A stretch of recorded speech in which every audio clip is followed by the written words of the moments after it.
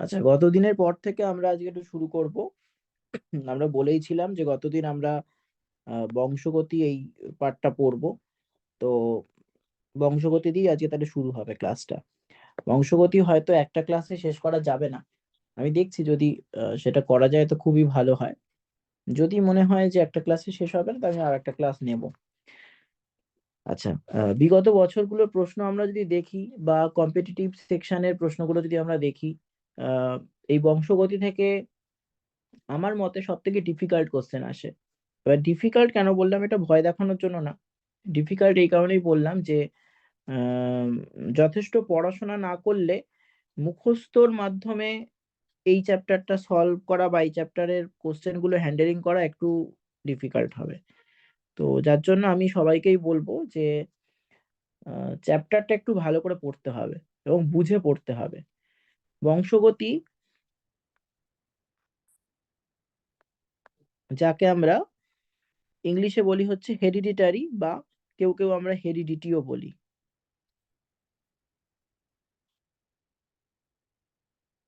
আচ্ছা, এখানে অ্যাকচুয়ালি কি পড়বো বা কি আছে এই বংশগতি বিদ্যার মধ্যে কি আছে?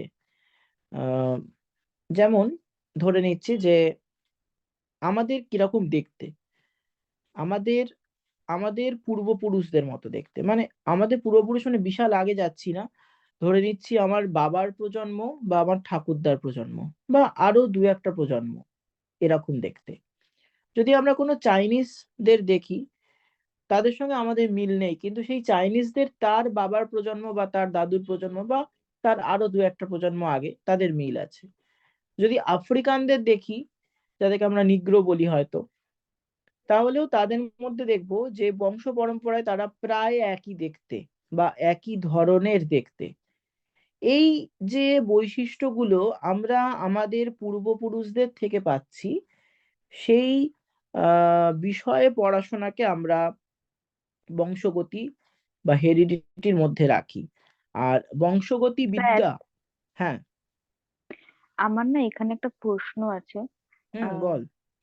বলছি, ধরুন বিভিন্ন দেশের মানুষদের যে আলাদা দেখতে হয়, তাদের ধরুন গায়ের রং, চুল, তাদের কথাবার্তার ধরন, এগুলো তো আলাদা হয় সমস্ত জিনের কারণে। এবং একদম। জিন, হ্যাঁ, এবং ধরুন এই জিন তো পরিবেশের আবহাওয়ার জন্য তো বিভিন্ন জিনের মানে কার্যকারিতা, মানে বৈশিষ্ট্য আলাদা হয়। এটা কি ঠিক? কিছুটা অংশে ঠিক। ঠিক আছে। এবার এই এই উত্তরটাই তুই স্যাটিসফাই হলি না, আমি জানি। তো আমি হ্যাঁ। উম, পড়াতে পড়াতে বলছি, মানে ডাইরেক্ট আচ্ছা, বললে ব্যাপারটা খুব জটিল হয়ে যাবে। হ্যাঁ। আচ্ছা, তুই যে জায়গা থেকে শেষ করলি আমি সেই জায়গা থেকেই শুরু করছি। যে আচ্ছা। আহ, এই যে আমাদের বা ধর কোন একটা নির্দিষ্ট দেশ নিয়ে আমরা বলি, ধর আমরা বললাম আফ্রিকা। আফ্রিকার মধ্যে আফ্রিকান যারা রয়েছে তাদেরকে একটা একরকম দেখতে। তো সেটার কারণ কি আফ্রিকার ওয়েদার? উত্তর হচ্ছে কিছুটা হ্যাঁ। এবার কিছুটা হ্যাঁ কেন? দেখ, তুই তোর কথার মধ্যে একটা কথা এনেছিস, সেটা হচ্ছে জিন। ঠিক আছে, জিন। এই জিন কি? ঠিক আছে, এই জিন কি? তো সেটাই আমি আসবো। জিন কি এলেই দেখবি ওই উত্তরটা চলে আসছে, তুই তোর প্রশ্নের উত্তরটা চলে আসছে। প্রথমত, বংশগতি সম্বন্ধে যে পড়াশোনা তাকে আমরা কি বলি, এটা আমার একটা কোশ্চেন। ঠিক আছে, বংশগতি সম্বন্ধে পড়াশোনাকে আমরা বলি বংশগতি বিদ্যা, যার জেনেটিক ইংরেজি হলো ইঞ্জিনিয়ার। জেনেটিক্স। ঠিক আছে, যার ইংরেজি হচ্ছে জেনেটিক্স। তো জেনেটিক্স এর মধ্যে থেকেই কথাটা এলো জিন। জিন কি? জিন হচ্ছে, মনে কর কোন একটা ডিএনএ। ডিএনএ তো আমরা সবাই জানি বা বুঝি এখন। ডিএনএ হচ্ছে একরকম জৈব আহ কি বলবো, acid, deoxy ribo nucleic acid. তো এই ডিএনএ এর একটা নির্দিষ্ট অংশ সেইটা এক বা একাধিক বৈশিষ্ট্য বহনকারী। এই নির্দিষ্ট অংশটার নামই হচ্ছে জিন। ঠিক আছে, এই নির্দিষ্ট অংশটার নামই হচ্ছে জিন। একটা জিন হিসেব মতো একটা ক্যারেক্টার বা একটা বৈশিষ্ট্য কে বহন করতে পারে। কোনো কোনো ক্ষেত্রে একাধিক জিন একটা ক্যারেক্টারকে বহন করে, আবার কোনো কোনো ক্ষেত্রে একটা জিন একাধিক ক্যারেক্টারকে বহন করে। আমাদের এত ডিটেলস জানা দরকার নেই, এত চাপ নেওয়ারও দরকার নেই। খুব সহজ করে বললে সিঙ্গেল জিন বা একটা জিন সে একটা ক্যারেক্টার বা একটা বৈশিষ্ট্যকে ধারণ করে। এবার প্রশ্ন হলো বৈশিষ্ট্য কি? যেমন আমার উচ্চতা, এটা আমার বৈশিষ্ট্য হতে পারে। আমার গায়ের রং, সেটা আমার একটা বৈশিষ্ট্য হতে পারে। আমার চুলের গঠন, কারুর কোঁকড়ানো হয়, কারুর স্ট্রেট চুল হয়, এটা একটা বৈশিষ্ট্য হতে পারে। তো এই বৈশিষ্ট্যগুলো জিন দ্বারা নিয়ন্ত্রিত হয়। বৈশিষ্ট্যের একাধিক মানে গুণ থাকে। যেমন আমি যদি লম্বা ধরি, আমি যদি উচ্চতা ধরি, উচ্চতা বিভিন্ন রকম হতে পারে, লম্বা হতে পারে, বেঁটে হতে পারে, কিন্তু আমরা মাঝারি বলতে পারবো না। কেন বলতে পারবো না? না, কারুর থেকে কেউ লম্বা, তার থেকে আরেকজন লম্বা হতে পারে, অথবা কারুর থেকে কেউ বেঁটে, তার থেকে আরেকজন বেঁটে হতে পারে। যদি ধরে নিই যে এটা একটা মানুষ, এটা একটা মানুষ, আর এটা একটা মানুষ, তাহলে হিসেব মতো এ, বি এবং সি, এরা তিনজনের উচ্চতা যদি আমি ধরি, তাহলে এ হচ্ছে সব থেকে বেশি লম্বা, বি এর থেকে বেটে, সি বি এর থেকে বেটে। আমি বি কে কখনো মাঝারি বলতে পারবো না। কেন পারবো না? কারণ কেউ একটা হতে পারে যে এ আর বি এর মাঝামাঝি, এর মতো অত লম্বা নয়, বি এর মতো অত বেটেও নয়, তাহলে তাকে আমি কি বলবো? যার জন্য এটাকে আমরা বিপরীত বৈশিষ্ট্য হিসেবে ধরবো। আবার এমন হতে পারে যে কোনো একটা গাছে দু রকমের ফুল ফুটতে পারে। আমাদের খুব চেনা একটা গাছের নাম বলি, সবাই চিনবে, অপরাজিতা অথবা নয়নতারা, সবাই চিনবে, বা জবা, কমসে কম জবা তো সবাই চেনে। এই জবা গাছে লাল ফুল হয়, হলুদ ফুল হয়, বা অপরাজিতা গাছে আমরা দেখেছি নীল ফুল হয়, সাদা ফুল হয়। নয়নতারা গাছে আমরা দেখেছি লাল ফুল হয়, সাদা ফুল হয়, এবং সব থেকে বেশি হয় পিঙ্ক বা গোলাপি রঙের ফুল। তাহলে এই রংটা, ফুলের রংটা হচ্ছে বৈশিষ্ট্য। আর বৈশিষ্ট্যের ধরন যেগুলো, সেগুলোই লাল, কালো, সাদা, লম্বা, পেটে, এগুলো দিয়ে আমরা বলি। আচ্ছা, এবার প্রশ্ন হলো যে স্থান কাল ভেদে কি এই জিনের কোনো পরিবর্তন হয়? আফ্রিকায় থাকে বলেই কি ওদের ওরম দেখতে? নাকি আমি গিয়ে আফ্রিকায় থাকলে আমার 10টা প্রজন্ম পর তারাও ওই আফ্রিকানদের মতো নিগ্রো হবে? এইখানেই সায়নীর প্রশ্নটা ছিল। তো বলছে যে এই যে আমরা ডিএনএ এর একটা নির্দিষ্ট অংশ বলছি জিন, এই জিনের পরিবর্তন হয়। সেই পরিবর্তনটা খুব সামান্য বা মাইনিউট পরিবর্তন, মাঝে মধ্যেই সেই পরিবর্তন হয়, এবং পরিবর্তনটা ধর্ম। এই পরিবর্তনটা মানে ন্যাচারাল সিলেকশন বা প্রাকৃতিক নির্বাচনের জন্যই হয়। যে কারণে পরিবর্তন হয় তাকে আমরা ইংলিশে বলি মিউটেশন, বা বাংলায় বলি পরিব্যক্তি। এই মিউটেশন বা পরিব্যক্তির মাধ্যমেই জিনের পরিবর্তন হয়, জিনের আকস্মিক পরিবর্তন হয়। এবং জিনের পরিবর্তন হলে স্বাভাবিকভাবে জিনটা যদি পরিবর্তিত হয়, তাহলে তার যে বৈশিষ্ট্য সেটাও পরিবর্তিত হবে বা চেঞ্জ হবে। তাহলে মিউটেশন বা পরিব্যক্তি জিনের পরিবর্তন ঘটায়। এই মিউটেশন আবার দুভাবে হতে পারে। একটা হতে পারে কোনো কেমিক্যাল দ্বারা, কোনো রাসায়নিক বস্তুর দ্বারা। আবার একটা হতে পারে কোনো ফিজিক্যাল কারণে, অর্থাৎ শারীরবৃত্তীয় কোনো কারণে। যেমন আমি বলছি যে ইউভি রশ্মি, সেটা কোনো একটা কোষে আমরা কোনো জিনের উপর দিলাম, বা ইনফ্রারেড রশ্মি, সেটা আমি কোনো জিনের উপর দিলাম, এক্স-রে দিলাম, আলফা, বিটা, গামা, এরকম আরো অনেক রশ্মি আছে, সেগুলো দিলাম। এগুলোর মাধ্যমে হবে ফিজিক্যাল মিউটেশন। কিন্তু আমরা কোনো কেমিক্যাল দিলাম, সে ফর এক্সাম্পল ফরম্যালিন। ফরম্যালিন খুব ক্ষতিকর একটা কেমিক্যাল, মাছ মাংস সংরক্ষণের জন্য এটা ব্যবহার অনেকে করে, কিন্তু এইভাবে সংরক্ষিত হয় না, এটা ক্ষতিকর খুব।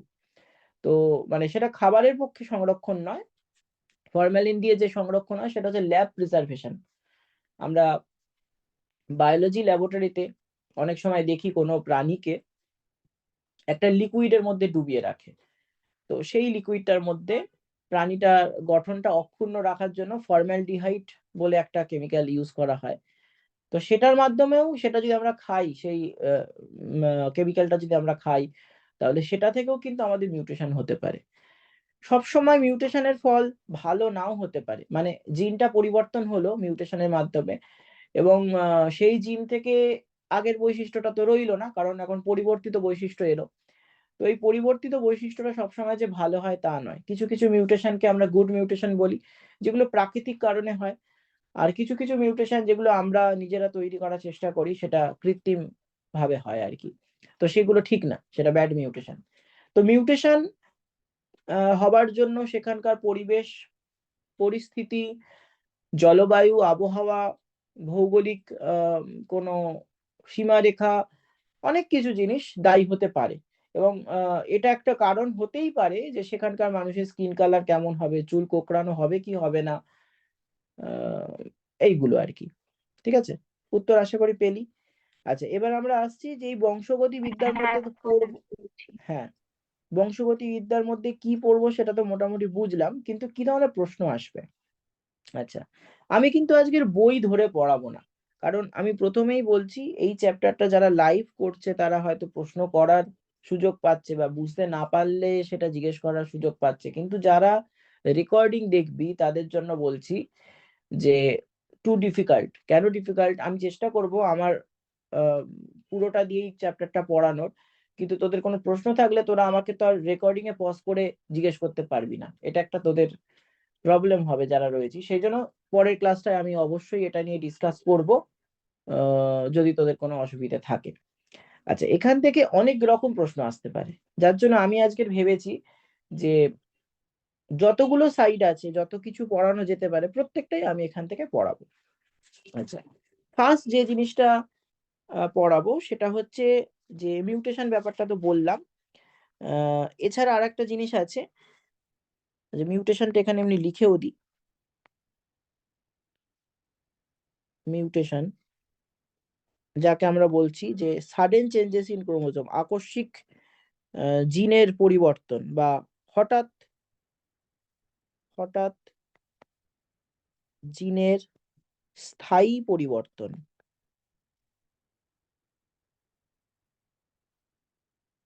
আচ্ছা, এই মিউটেশন ছাড়া আর একটা দারুণ জিনিস, সেটা হচ্ছে প্রকরণ। আচ্ছা, প্রকরণ যার ইংলিশ হচ্ছে ভেরিয়েশন। ঠিক আছে, প্রকরণ যার ইংলিশ হচ্ছে ভেরিয়েশন। দেখ, প্রকারভেদ থেকে প্রকরণ এসছে, আর ভ্যারাইটি থেকে ভেরিয়েশন এসছে। আহ তোরা মেয়ে, তোরা আরো রিলেট করতে পারবি। তোরা যখন, মানে এটা আমার শোনা কথা, আমি খুব একটা দেখিনি, তোরা যখন মার্কেটিং করিস, কোনো জিনিস কিনতে যাস, তখন তোদের একটাই প্রশ্ন থাকে, সেটা হচ্ছে এই কালারে অন্য ডিজাইন, আর এই ডিজাইনে অন্য কালার। ঠিক আছে, মানে তোরা ভেরিয়েশন চাস, প্রকরণ চাস, একটা থেকে আর একটা কিছু না কিছু আলাদা চাস, তাই না? তো আমাদের প্রাণীদের মধ্যেও, আমাদের জীবেদের মধ্যেও, উদ্ভিদের মধ্যেও, সবার মধ্যে এই প্রকরণ বা ভেরিয়েশন আছে। তার মানে কি, দেখ ভালো করে বোঝ, সেম কালার অন্য ডিজাইন, আর সেম ডিজাইন অন্য কালার, মানে একটা ফিক্সড, অন্যটা চেঞ্জ হচ্ছে, তাই না? তার মানে ধর যে তুই দেখবি এই শীতকালের দিকে কুকুররা, স্ট্রিট ডগ যারা, তারা বাচ্চা দেয়। দেখবি ছোট ছোট গলু গলু কুকুর হয়, বাচ্চাগুলো প্রথম খুব ভাল লাগে, তারপর বড় হয়ে গেলে আর তাদের দিকে অতটা ইন্টারেস্ট তুই পাস না। তো এই যে বাচ্চা বাচ্চা কুকুরগুলো প্রায় একই দেখতে, তোরা নামকরণ করিস, আমরাও ছোটবেলায় এরম যখন দেখতাম তাদের সব নামকরণ করতাম, কালু, ভোলু, লালু, এরম সব নাম টাম দিতাম, আমরা বাঙালি তো এরমই নাম দিই। আবার দেখতাম যে তাদের, আচ্ছা এবার চিনবো কি করে যে কোনটা কালু, কোনটা ভোলু, কোনটা লালু, এরম এই জন্য দেখবি যে ওই বাচ্চাগুলোর কোনো না কোনো স্পট মার্ক আমরা মনে রাখতাম, যে আচ্ছা এই বাচ্চাটার কানটা ঝোলা থাকে সারাক্ষণ, বা এই বাচ্চাটার গায়ে একটা কোনো একটা জায়গায় কালো একটা স্পট আছে। এইভাবে একটা বাচ্চা অন্য বাচ্চার থেকে দেখতে একটু না একটু আলাদা হয়ে যায়। আচ্ছা, এটা তো একটা বহুকোষী জীবের কথা বললাম, এবার তোকে যদি আমি বলি একটা অ্যামিবা, অ্যামিবার তো কোনো নির্দিষ্ট আকার নেই। তো একটা অ্যামিবা অন্য অ্যামিবার থেকে কিভাবে পৃথক হবে, কিভাবে আলাদা হবে, সেটা যেভাবে আমরা বুঝতে পারি, বা যেটার দ্বারা আমরা বুঝতে পারি, তাকেই আমরা বলছি কিন্তু এই প্রকরণ বা ভেরিয়েশন। ঠিক আছে, তাহলে প্রকরণ বা ভেরিয়েশন মানেই হলো একটা জীব থেকে অন্য জীবকে কিভাবে আমরা আলাদা করব। ঠিক আছে, সেটা হচ্ছে প্রকরণ বা ভেরিয়েশন। আচ্ছা, এবারে আমরা আর একটা টার্মে আসছি, আর একটা এরম ধরনের টার্ম, নতুন টার্ম বলছে রিকম্বিনেশন।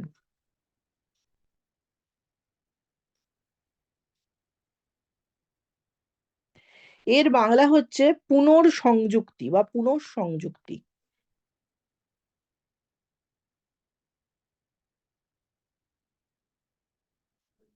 এই কথাটা নিয়ে পরীক্ষায় খুব বেশি প্রশ্ন আসার কথা নয়, ঠিক আছে, কিন্তু অপশানে থাকতে পারে। তাহলে আমরা যে জিনিসটা জানি, এবং আমি তোদের প্রথম দিন থেকেই বলে আসছি যে লাইফ সায়েন্স এবং ফিজিক্যাল সায়েন্স যেগুলো ডেটাবেস কোশ্চেন আসে, মানে ডেটাবেস মানে হচ্ছে মুখস্থ করার জিনিসপত্র বেশি আছে, সেখানে আমরা চারটে অপশনের মধ্যে অনেক সময় একটু কনফিউজড হয়ে যাই।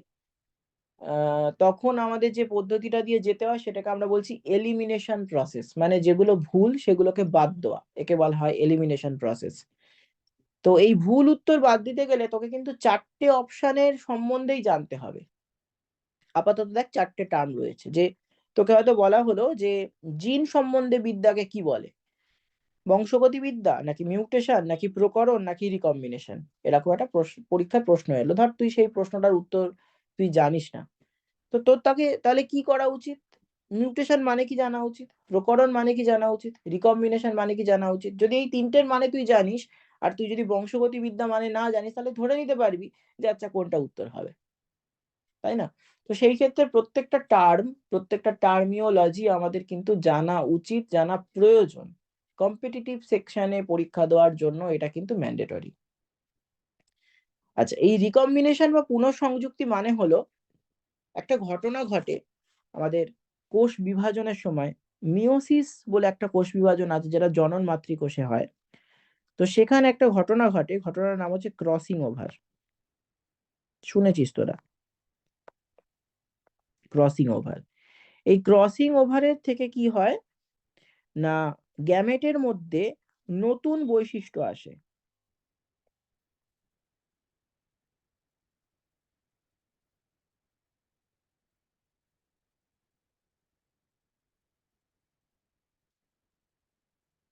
ঠিক আছে, নতুন বৈশিষ্ট্যযুক্ত গ্যামেট তৈরি হয়।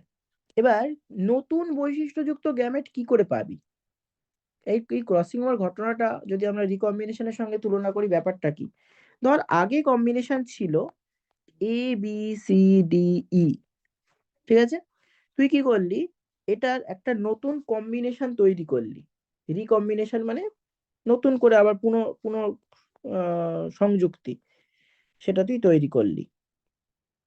তো তৈরি করে কিরম করলি দেখ, মনে কর ABC কে একসাথেই রাখলি, ডি আর ই কে উল্টে দিলি, মানে ED করে দিলি, তাহলে দেখ যে এরকম অ্যারেঞ্জমেন্টটা ছিল সেই অ্যারেঞ্জমেন্ট আর নেই।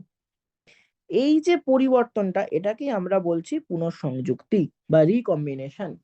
একই জিনকে আমরা ব্যবহার করলাম ঠিকই, কিন্তু একটা নতুন কম্বিনেশন তৈরি করলাম, এটাকে আমরা রিকম্বিনেশন বলছি। আচ্ছা, মোটামুটি বেশ কিছু টার্ম আমরা শিখলাম বংশগতি বিদ্যা সম্বন্ধীয়। এবার আমরা যেটা শিখবো যে এই বংশগতি বিদ্যার জন্য এই ডিএনএটা আসলে আমাদের থাকে কোথায়। এই ডিএনএটা থাকে হচ্ছে ক্রোমোজোমে, ঠিক আছে। আমরা বলতেই পারি যে ক্রোমোজোম, ডিএনএ, জিন, এই তিনটে দ্বারাই আমাদের বৈশিষ্ট্য নির্ধারিত হয়। কারণ কি, জিন অ্যাকচুয়ালি থাকে ক্রোমোজোমে, এই সরি ডিএনএ তে, এবং ডিএনএ নিয়েই তৈরি হয় ক্রোমোজোম। সুতরাং আমি বলতেই পারি যে এই তিনটে জিনিসই আমাদের বৈশিষ্ট্য নির্ধারক। কিন্তু যদি স্পেসিফিক্যালি বলা হয় যে কোনটা তোর বৈশিষ্ট্য নির্ধারক, তাহলে উত্তর হবে অবশ্যই জিন। ক্লিয়ার? এবার আমরা একটু ক্রোমোজোম পড়বো। ক্রোমোজোম যেটা একমাত্র কোষ বিভাজনের সময়, আজকের ক্লাসটা ক্রোমোজোমের নয়, ক্রোমোজোমের উপর একটা আলাদা ক্লাস হবে, যখন কোষ বিভাজন পড়বো তখন হবে। আমরা একটু শুধু বোঝার জন্য পড়ছি যে মানুষের ক্ষেত্রে ক্রোমোজোম, মানুষ বা অন্যান্য প্রাণীর ক্ষেত্রে ক্রোমোজোম দু রকম। একটাকে আমরা বলি দেহ ক্রোমোজোম,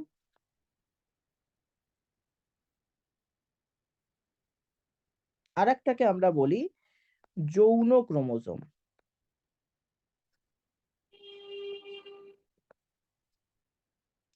তোদের মনে প্রশ্ন আসবে যে এই দেহ ক্রোমোজোম আর যৌন ক্রোমোজোম কি। তার আগে একটু এদের ইংলিশ গুলো বলি। দেহ ক্রোমোজোমকে ইংলিশে বলা হয় অটোজোম, আর যৌন ক্রোমোজোমকে বলা হয় সেক্স ক্রোমোজোম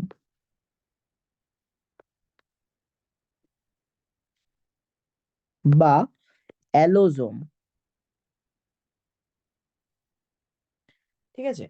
তো এই দেহ ক্রোমোজোম এবং যৌন ক্রোমোজোম এরা কি?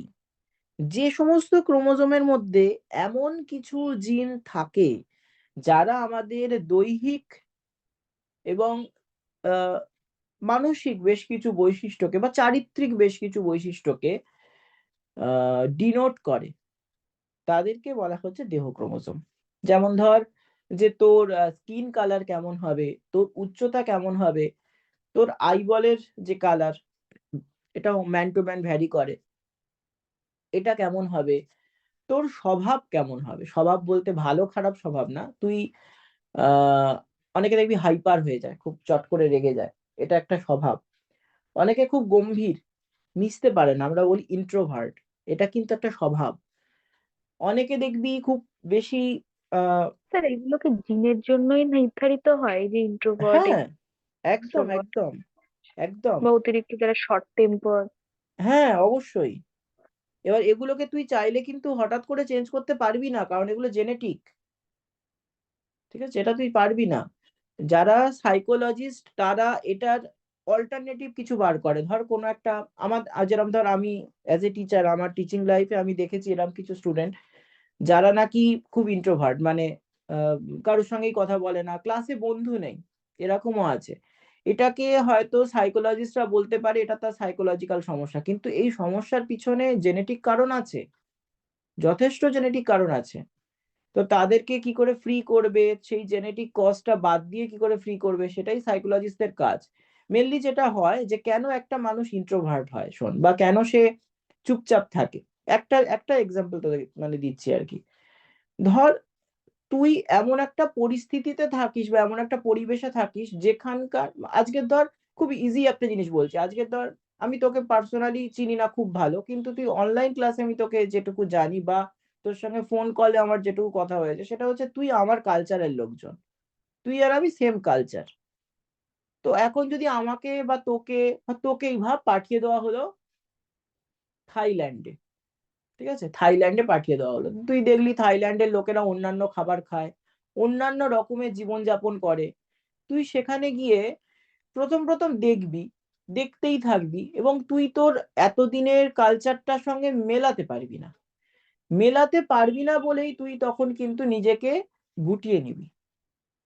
তো এই ঘটনাটাই সবার সঙ্গে ঘটে, যারা ইন্ট্রোভার্ট তাদের সঙ্গে এই ঘটনাটা ঘটে, মানে তার মনের মধ্যে যে কালচারটা বসে আছে, যে ছবিটা সে ভাবে তার চারদিকে হবে, সেই ছবিটা তার চারদিকে যখন হয় না, তখনই সে নিজেকে গুটিয়ে নেয়। এবং এর জন্য বেশ কিছু কেমিক্যালস দায়ী। যেমন ধর অ্যাসিটাইল কোলিন বলে একটি কেমিক্যালস আছে, নিউরো ট্রান্সমিটার এটা। এছাড়া নিউরো হিউমার আছে, নিউরো হরমোন আছে, যেমন ভ্যাসোপ্রেসিন। এই হরমোন বা এই কেমিক্যাল, বলে একটা কথায় বলে কেমিক্যাল লোচা, মানে এই কেমিক্যাল গুলো যে কাজ করছে আমাদের বডিতে, সেটাই হচ্ছে আমাদের মন। অ্যাকচুয়ালি আমাদের মনের কোনো অবস্থান নেই। হ্যাঁ, দেখবি এই সামনে 14 ফেব্রুয়ারি আসছে, লোকজন খুব সেলিব্রেশন করবে, তোদের বয়সী ছেলে মেয়েরা তো খুব বেশি সেলিব্রেশন করবে।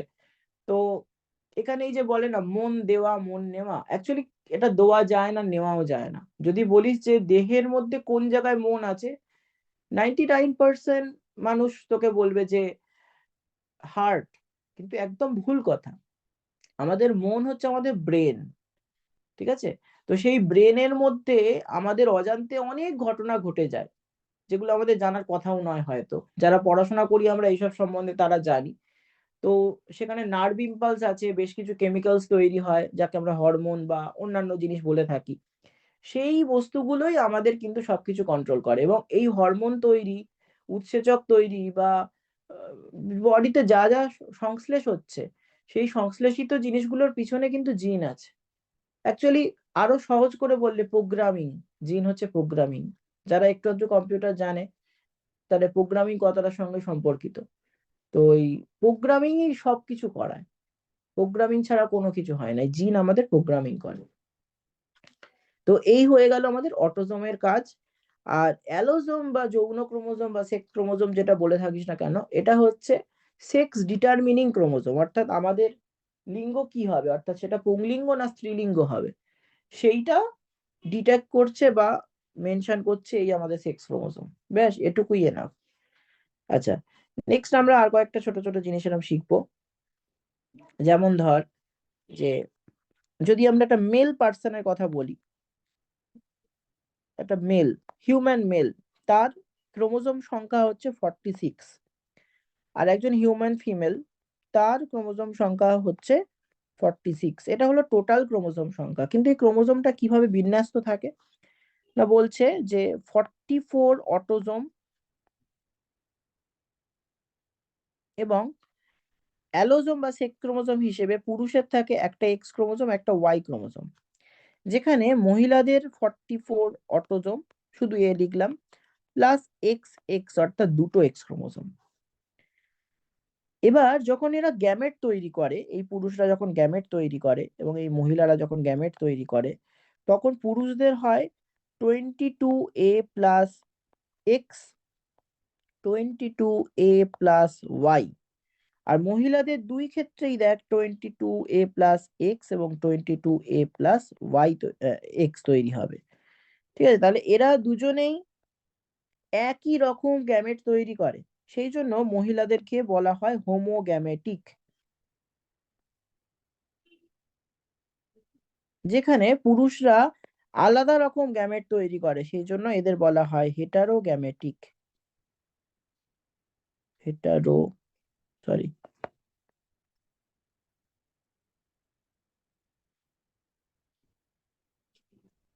ঠিক আছে।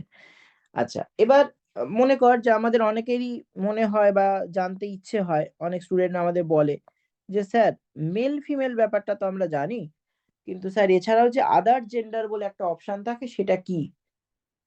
ঠিক আছে, এই আদার জেন্ডার যাকে আমরা বলি ইন্টারসেক্স। ইন্টারসেক্স কথার মানে হলো কোনোটাই না, দুটোর মাঝামাঝি, মেল এবং ফিমেলের মাঝামাঝি। এবার এই ইন্টারসেক্স অ্যাকচুয়ালি কি? আমি বলবো ইন্টারসেক্স অ্যাকচুয়ালি সিনড্রোম। আমি একটু ডিটেলসেই আজকে বলবো, এটা জানা উচিত সবার, মানে শুধু নার্সিং কোর্সের জন্য না, এমনিও জানা উচিত। সেটা হলো যে আমরা যাদেরকে সমাজে তৃতীয় লিঙ্গের মানুষ ভাবি, তারা আসলে কি? দেখ, এদেরকে আমরা বিভিন্ন টার্মে হয়তো ডাকি, কেউ এক একজন এক এক ভাবে বলি, বাংলা বল, ইংলিশ বল, হিন্দি বল, অনেক টার্ম আছে, আমি সেই টার্মগুলোয় যাচ্ছি না।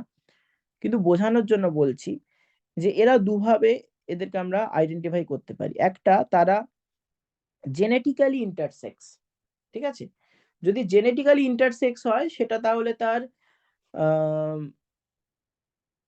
যখন তার মা বাবার থেকে গ্যামেট তৈরি হয়েছিল সেই সময়কার কোন একটা ত্রুটি, সেই কারণে জেনেটিক্যালি হয়েছে। কেউ কেউ মেন্টালি হয়, মানসিক ভাবে ইন্টারসেক্স বলবো না, সে যা আহ, তার যা কি বলবো যৌন বৈশিষ্ট্য, তাছাড়া তার মানসিক বৈশিষ্ট্যটা আলাদা। যেমন মনে কর যে, যেহেতু অনলাইন ক্লাস রেকর্ডিং হচ্ছে তো আমি কোনো নাম বলছি না, একজন বিখ্যাত লোকের নাম বলতেই পারি, যিনি হয়তো এখন আমাদের মধ্যে নেই, কিন্তু উনি আমাদের বাঙালিদের মনের মধ্যে আছেন। তার নাম হচ্ছে ঋতুপর্ণ ঘোষ। ঋতুপর্ণ ঘোষ একজন খুব বিখ্যাত চিত্র পরিচালক এবং অভিনেতা এবং রাইটার। অবশ্যই রাইটার না বলাটা ভুল হবে, তিনি প্রচুর পুরস্কারে ভূষিত হয়েছেন। ঋতুপর্ণ ঘোষকে আমরা অনেকেই চিনি। ঋতুপর্ণ ঘোষের মধ্যে আমরা যে জিনিসটা খেয়াল করেছি, উনি পুরুষ, কিন্তু ওনার আচার ব্যবহার পুরুষালো নয়, একটু যেন নারী ঘেঁষা। এবং উনি শেষ জীবনে নিজেকে অপারেশন করে নারী করার চেষ্টা করেছেন। এই ধরনের ব্যাপারটাকে আমরা বলি ট্রান্সজেন্ডার। ঠিক আছে, ট্রান্সজেন্ডার মানে উনি ওনার জেন্ডারকে ট্রান্সফার করেছেন, আইদার মেল টু ফিমেল করেছেন বা ফিমেল টু মেল করেছেন। এরকম অনেকেই করে থাকে, হয়তো যাদের পয়সা আছে অপারেশন করে চেঞ্জ করতে পারে। তো এদেরকে আমরা ইন্টারসেক্স পর্যায়ে রাখতে পারি, কিন্তু তারা অ্যাকচুয়ালি জেনেটিক্যালি কিন্তু ইন্টারসেক্স নয়। আর একদল মানুষ আছে যারা জেনেটিক্যালি ইন্টারসেক্স, যেটা সিনড্রোমের কথা বলছি আমি। আগে সিনড্রোম গুলোর একটু নাম লিখে দিই। দুটো সিনড্রোম আছে আমাদের জানার মধ্যে, বা জানলে হয়ে যাবে। একটির নাম হচ্ছে টার্নার, আরেকটির নাম হচ্ছে ক্লেনফেল্টার।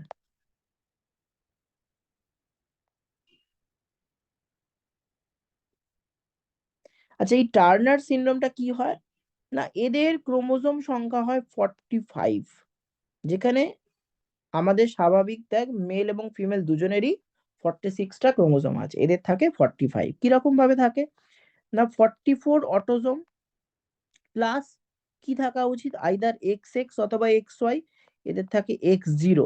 জিরো মানে কিন্তু কিছু নেই, দুটো থাকবে তো, নয় এক্স এক্স নয় এক্স ওয়াই, সেই একটা নেই বলে আমরা জিরো বসালাম।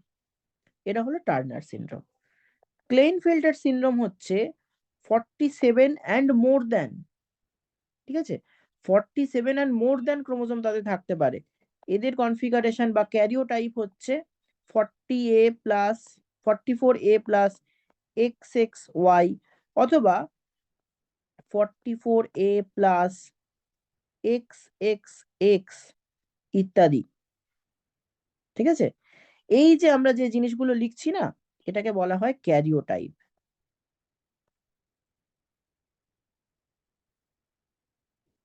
ক্যারিওটাইপ মানে হলো ক্রোমোজোমের বিন্যাস। ঠিক আছে, ক্যারিওটাইপ মানে হলো ক্রোমোজোমের বিন্যাস, মানে ক্রোমোজোমটা কিভাবে আমরা ভাগ করব। এদেরকে আমরা আদার জেন্ডারের মধ্যে ফেলি, এরা মেল ফিমেল নয়। ক্লিয়ার? আচ্ছা, আর যেটা বললাম, মেন্টালি অনেকে নিজেকে অন্য জেন্ডারের মনে করে, এটা কিন্তু অস্বাভাবিক নয়। কারণ এই মেন্টালি যারা অন্য কিছু মনে করে তার জন্য জিন দায়ী।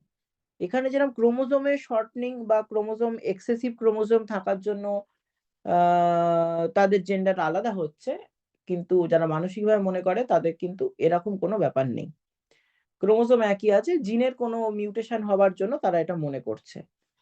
আচ্ছা, নেক্সট স্যার আসি। হ্যাঁ বল। স্যার বলছি ক্যারিওটাইপ কি খালি ওইটাকে বলা হয় যে 44A প্লাস এক্স এক্স কে বলা হয়, নাকি 44A plus X X Y কে বলা হয়, সব দুটোকেই কটাকে, কি বলা হয়? সব সব কটা, কটাকে? মানে এখানে এই হুম একটা স্বাভাবিক মেল স্বাভাবিক ফিমেল, ঠিক আছে, হুম টার্নার ক্লেনফেল্টার যতগুলো মানে ক্রোমোজোমের বিন্যাস, আমি যে 44 সরি হ্যাঁ 46 হ্যাঁ লিখছি, এটাকে হুম কিভাবে হুম হুম ভাঙবো, 46 কে হুম কিভাবে হুম। ভাঙবো, 44 প্লাস 2 নাকি 44 প্লাস এক্স এক্স, এই যে ভাঙার প্যাটার্নটা, এটাকেই ক্যারিওটাইপ বলে। স্যার আর একটা প্রশ্ন ছিল, হুম।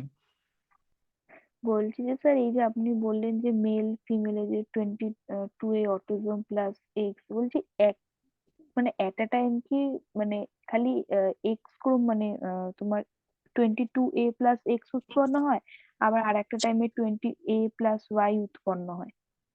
মানে মেলের একটা, ক্ষেত্রে তো হ্যাঁ মেল ফিমেল আমি সব, ফিমেলে তো কোনো সমস্যা নেই, কারণ ফিমেলে তো দুটোই এক্স সেমই থাকে। হবে। হ্যাঁ, হুম। হ্যাঁ, ওটার 50% চান্স থাকে, মানে দেখ দুটোই তৈরি হয়। তুই ভালো করে খেয়াল কর, এখানে আছে 44টা অটোজোম আর একটা এক্স একটা ওয়াই ক্রোমোজোম, মেলটা ভাব আগে। তো এখানে তুই দেখ 44টা ভাঙলে 22 হবে, তাহলে 22টা অটোজোম ভাগ হয়ে গেল। আর এক্স আর ওয়াই কে মাঝখান দিয়ে ভাঙ, তাহলে একটা এক্স একটা ওয়াই রইলো। ওকে, মানে যা টোটাল বুঝেছি। যা ক্রোমোজোম, মানে দেহ ক্রোমোজোমে দেহ কোষে যতগুলো ক্রোমোজোম আছে, সেটা দুটোরই হাফ হবে, অটোজোমেরও হাফ হবে আর অ্যালোজোমও হাফ হবে, হয়ে গ্যামেট তৈরি করবে। অ্যাকচুয়ালি এটাকে আমরা বলি, আমি এটাই লেখাচ্ছিলাম এবার, এটাকেই আমরা বলি হচ্ছে তিনটে টার্ম দিই। একটাকে বলি হচ্ছে হ্যাপ্লয়েড, বাংলায় লিখি বল।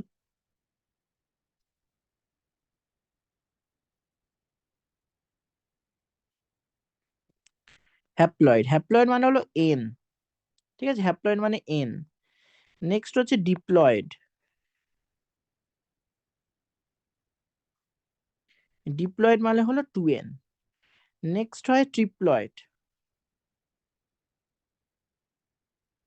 ট্রিপ্লয়েড মানে হলো 3n, আপাতত এটা জানলে চলবে। এরপর টেট্রাপ্লয়েড পেন্টাপ্লয়েড এরকম ভাবে বাড়তে পারে, আমাদের জিএনএম এই তিনটেই আসবে, ভালো করে বোঝ। ডিপ্লয়েড মানে হচ্ছে 46, অর্থাৎ 44টা অটোজোম আর দুটো অ্যালোজোম।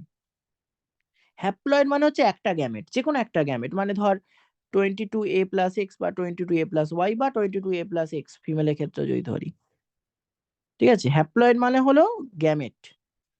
তাহলে হ্যাপ্লয়েড সবসময় কোথায় থাকবে, হ্যাপ্লয়েড থাকবে গ্যামেটে। গ্যামেট। এক সেকেন্ড একটু দাঁড়া, এটা একটু নামিয়ে লিখি, লেখার জায়গা পাচ্ছি না।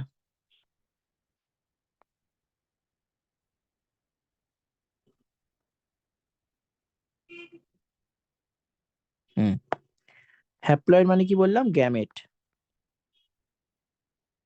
আর উদ্ভিদ বা অন্য কারোর ক্ষেত্রে রেণু, যাদের গ্যামেট নেই।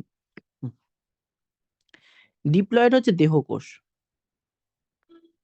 প্রাণীর ক্ষেত্রে দেহকোষ, উদ্ভিদের ক্ষেত্রে অন্য কিছু হতে পারে, পাতা, ফল, ফুল, আম, গাছের ডাল, কাণ্ড, মূল, ঠিক আছে, এগুলো হতে পারে। ট্রিপ্লয়েড হচ্ছে শস্য কোষ। এটা আমরা খুব একটা জানি না, শস্য নিউক্লিয়াস বলা হয়। তাহলে গ্যামেট রেণু বাদ দিয়ে আর শস্য বাদ দিয়ে যা হবে সব দেহকোষ। ঠিক আছে, তো এইভাবে আমরা ক্যালকুলেশন করব। মানে ধর এখান থেকে তোকে একটা প্রশ্ন এরকম দিল, দিতেই পারে পরীক্ষার প্রশ্ন আসে, যে তোকে প্রশ্নটা লিখেই দেখাই, বলল যে একটি উদ্ভিদের পাতার কোষে ক্রোমোজোম সংখ্যা 16 হলে তার পুংরেণুতে ও শস্য কোষে, শস্য নিউক্লিয়াস বা শস্য কোষে ক্রোমোজোম সংখ্যা কত?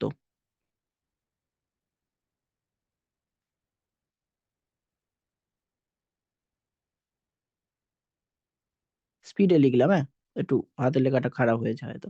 ভালো করে দেখ কি কি বলেছে, তোকে ইনফরমেশন দিয়েছে। বলেছে যে পাতার কোষে ক্রোমোজোম সংখ্যা হচ্ছে 16, আর তোকে বার করতে দিয়েছে পুং রেণুতে, মানে রেণু বার করতে দিয়েছে, মানে গ্যামেট, আর শস্য বার করতে দিয়েছে। তাহলে তোকে বার করতে দিয়েছে এন আর 3N, এই দুটো বার করতে দিয়েছে। আর পাতার কোষ মানে কি? পাতার কোষ মানে দেহকোষ, তার মানে এটা হচ্ছে 2N। তাহলে এখানে আমি যদি অঙ্কটা করি, তাহলে 2N সমান সমান 16, এটা তোকে অঙ্কে বলেছে। তোকে বার করতে দিয়েছে এন, তাহলে এন মানে কি? 16/2, তার মানে 8। আর তোকে বার করতে দিয়েছে 3N, তাহলে তুই এন পেয়ে গেছিস। তাহলে 3 × 8, 3 × 8 = 24। ঠিক আছে, এই দুটো তোর উত্তর। এরকম ধরনের প্রশ্ন দেবে। হলো? আচ্ছা, এবার হয়তো দেখেছিস এই হেটেরোগ্যামেটিক, হোমোগ্যামেটিক, এরকম বেশ কিছু কথা আছে। তো সেইটা কি, সেটা এবার একটু আমরা জানি। একটা টার্ম আসে এরকম, যে হেটারো জাইগাস। আর একটা টার্ম আসে হোমো, আচ্ছা আগে হোমোজাইগাস লিখি, দাঁড়া, আগে হোমোজাইগাস লিখি।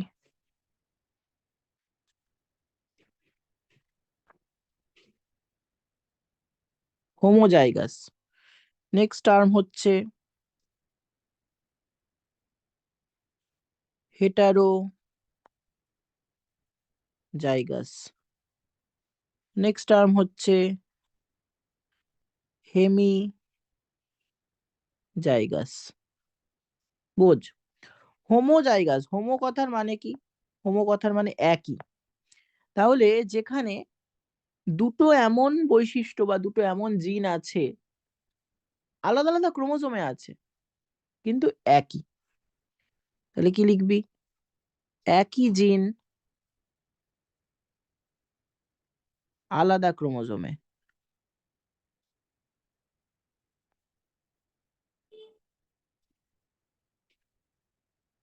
তোরা ছোটবেলায় সেই 10-এ পড়েছিলিস না, ক্যাপিটাল টি লম্বা মটর গাছ, স্মল টি বেটে মটর গাছ। এই দেখ দুটো জায়গাতেই খেয়াল কর, দুটো পাশাপাশি টি, নয় ক্যাপিটাল নয় স্মল, একই আছে। আর হেটারো মানে হলো একটি আলাদা জিন বা জিনের রূপভেদ, এরম ভাবে লেখ, জিনের রূপভেদ আলাদা ক্রোমোজোমে। তার মানে একটা যদি ক্যাপিটাল হয় আর একটা হবে স্মল।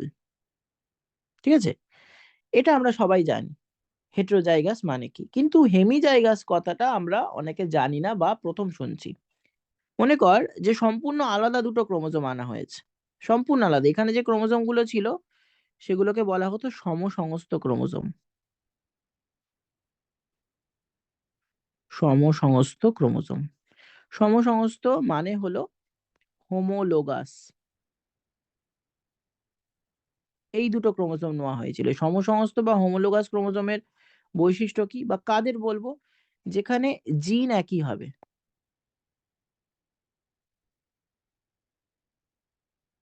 কিন্তু তাদের ধরন আলাদা, অর্থাৎ অ্যালিল আলাদা হতে পারে।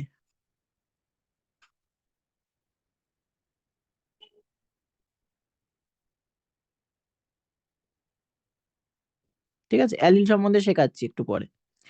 হেমিলোগাস বা হেমিজাইগাস যেটা, সেটা মানে হলো একটা এক্স ক্রোমোজোম একটা ওয়াই ক্রোমোজোম। এবার তুই বলবি দুটোই তো সেক্স ক্রোমোজোম বা দুটোই অ্যালোজোম, তাহলে এদের মধ্যে আলাদাটা কি? এক্স ক্রোমোজোমের কোনো জিন ওয়াই এ থাকে না। দুজনের নামে হয়তো সেক্স ডিটারমিনিং ক্রোমোজোম, কিন্তু কোনো মিল নেই, বিন্দুমাত্র মিল নেই। ঠিক আছে, তাহলে এমন যদি দুটো ক্রোমোজোম হয় যে যাদের মধ্যে জিনের বিন্দুমাত্র মিল নেই, তারা হচ্ছে হেমিজাইগাস। আর পরীক্ষায় একটাই উত্তর হয়, সেটা হচ্ছে এক্স এবং ওয়াই ক্রোমোজোম। ঠিক আছে, এছাড়া কোনো উত্তর নেই, একটাই উত্তর হয়, স্যার এক্স। হেমিজয়গাসটা একটু বলবেন? হ্যাঁ, দেখ, এক্স ক্রোমোজোমের কোনো বৈশিষ্ট্য ওয়াই এ নেই, ওয়াই ক্রোমোজোমের কোনো বৈশিষ্ট্য এক্স এ নেই, অথচ দুজনেই সেক্স ডিটারমিনিং ক্রোমোজোম। বুঝতে পেরেছিস ব্যাপারটা? এক্স এর একটাও জিন ওয়াই এ নেই, পুরো আলাদা জিন ওয়াই এ, আর ওয়াই এরও কোনো জিন এক্স এ নেই, মানে দুজনের মধ্যে কোনো কমন জিন নেই, অথচ দুজনকে একত্রে বলা হচ্ছে সেক্স ক্রোমোসোম। মানে এদের একটা ব্র্যান্ড মার্ক আছে, বুঝলি, যে ওদের দ্বারা সেক্স ডিটারমাইন করা যাচ্ছে, অথচ ওদের মধ্যে কোনো মিল নেই। তার মানে ওরা হলো আইডেন্টিফাইং ক্রোমোসোম, শুধু আইডেন্টিফিকেশনের জন্য ওরা রয়েছে, আর কিন্তু কোনো গুণাবলী নেই। এবং তুই ভাবলে অবাক হবি যে আমাদের যে রিপ্রোডাক্টিভ অর্গ্যান, সেই অর্গ্যানগুলো মেল এবং ফিমেল দুজনের ক্ষেত্রে বলছি, সেই অর্গ্যানগুলো এক্স ক্রোমোজোম একমাত্র তৈরি করে, ওয়াই ক্রোমোজোমের কোনো ভূমিকা নেই। এবং আরো ভাবলে অবাক হবি যে মেল আর ফিমেল দুজনের রিপ্রোডাক্টিভ অর্গ্যান প্রায় একই তৈরি হয়, প্রায় একই। শুধু ওয়াই ক্রোমোজোম থেকে একটা নির্দিষ্ট প্রোটিন তৈরি হয় যার নাম হচ্ছে টিডিএফ। ঠিক আছে, টেস্টিস ডিটারমিনিং ফ্যাক্টর, আমি এমনি জাস্ট লিখে রাখছি, টিডিএফ এরম নামে একটা প্রোটিন তৈরি হয়। এই প্রোটিনটা একটা পুরুষ দেহে ডিম্বাশয়কে শুক্রাশয়ে রূপান্তর করে। তা এই প্রোটিনটা যাতে তৈরি হবে না মনে কর, তাহলে একটা পুরুষ দেহে তার ডিম্বাশয় তৈরি হবে। ঠিক আছে, তার মানে অ্যাকচুয়ালি হিরো হচ্ছে এক্স ক্রোমোজোম, এক্স ক্রোমোজোমই সব তৈরি করে। এক্স এর সঙ্গে ওয়াই এর বিন্দু মাত্র মিল নেই, মিল নেই বলে কি হেমিজাইগাস বলে, না হোমো না হেটারো। স্যার এই টিডিএফ এর ব্যাপারটা একবার বলুন। টিডিএফ হচ্ছে টেস্টিস ডিটারমিনিং ফ্যাক্টর, টেস্টিস ডিটারমিনিং ফ্যাক্টর। টেস্টিস মানে শুক্রাশয়, তাহলে যে ফ্যাক্টর মানে প্রোটিন, যে প্রোটিন শুক্রাশয় তৈরি করে বা ডিটারমাইন করে তাকে বলছে টিডিএফ, এটা একরকম প্রোটিন। আর এটা যে জিনটায় তৈরি হয় সেই জিনের নাম হচ্ছে SRY। ঠিক আছে, এটা একটা জিন, এই জিনে টিডিএফ নামে প্রোটিনটা তৈরি হয়। হলো, চলো এবার আমরা পড়বো অ্যালিল কি।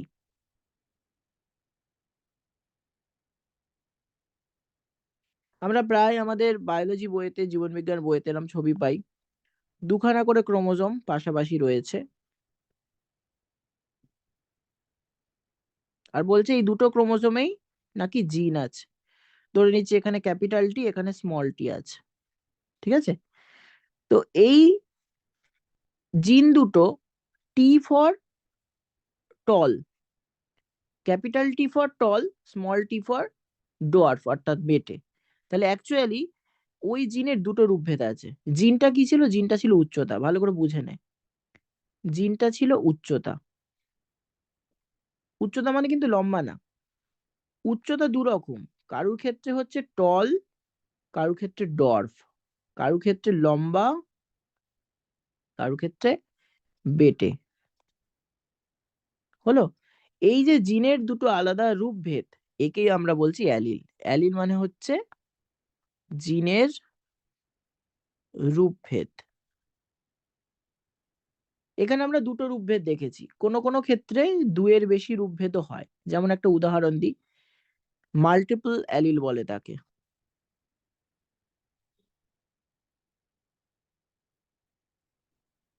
মাল্টিপল মানে অনেক, হ্যাঁ। মানুষের এবিও ব্লাড গ্রুপ, এটা হচ্ছে এর উদাহরণ। এবিও ব্লাড গ্রুপ ছাড়া বলতে পারি স্কিন কালার, হ্যাঁ, তারপর আইবল কালার, এগুলো বলতে পারিস। কেন? এবিও ব্লাড গ্রুপের মধ্যে দেখবি অনেকগুলো রক্ত পড়ে, এ বি, এ বি, ও। তাহলে দেখ দুয়ের বেশি রূপভেদ হলো। স্কিন কালার যদি দেখিস, অনেক রকম স্কিন কালার, স্কিনে আলাদা টোন আছে, কালার বলবো না, টোন, এগুলো একই কালারের অনেকগুলো টোন। মানে যারা ধর আহ, তথাকথিত কালো, নিগ্রো, তাদেরও আবার মধ্যে অনেকগুলো ভাগ আছে। কেউ এত নিগ্রো আছে, মানে এতটাই কালো যে তাদের মুখে যে ভাঁজগুলো, ধর নাকটা তো একটু উঁচু হয়, বোঝা যায় সেটা দূর থেকে যে নাকটা উঁচু, তাদের সেটাও বোঝা যায় না, এতটাই কালো তারা। কানের মধ্যে অনেকগুলো ফোল্ড হয় আমাদের, দেখবি কানের যে কর্ণছত্র যেটা কানের বাইরে বেরিয়ে আছে, সেই ফোল্ড গুলো তাদের দেখা যায় না। আবার তোরা দেখেছিস যারা শ্বেতাঙ্গ, অর্থাৎ মানে ফর্সা বলি আমরা যাদের, তারও অনেক ভাগ আছে, কেউ একদম সাদা ফর্সা, কারুর হলুদাভ বা লালচে কোনো আভা আছে। এই যে টোন গুলো, স্কিনের আলাদা টোন গুলো, তোরা মেকআপ করার সময় হয়তো জানিস এরকম আলাদা টোনার থাকে আলাদা কালারের জন্য, তো সেটাও কিন্তু এই মাল্টিপল অ্যালিলের মধ্যে পড়ছে।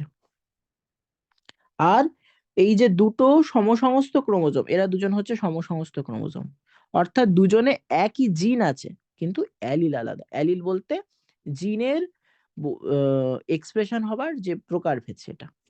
ঠিক আছে, নেক্সট আসি, প্রকট অ্যালিল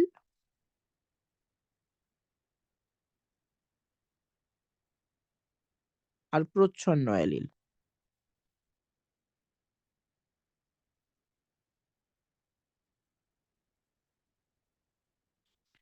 আচ্ছা, প্রকট অ্যালিল মানে কি আর প্রচ্ছন্ন অ্যালিল মানে কি? প্রকট হচ্ছে টি, ক্যাপিটাল টি, এটা প্রকট।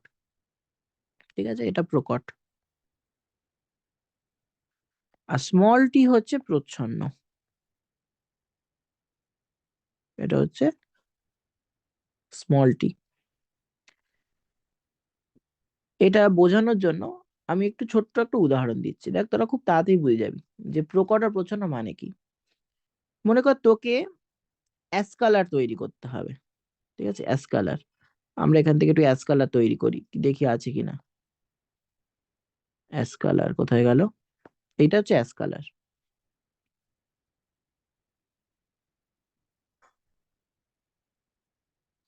তো এই অ্যাসকালার তৈরির জন্য তোর কি কি কালার লাগবে বলতো? অ্যাকচুয়ালি তোর লাগবে হচ্ছে সাদা, তোর লাগবে সাদা।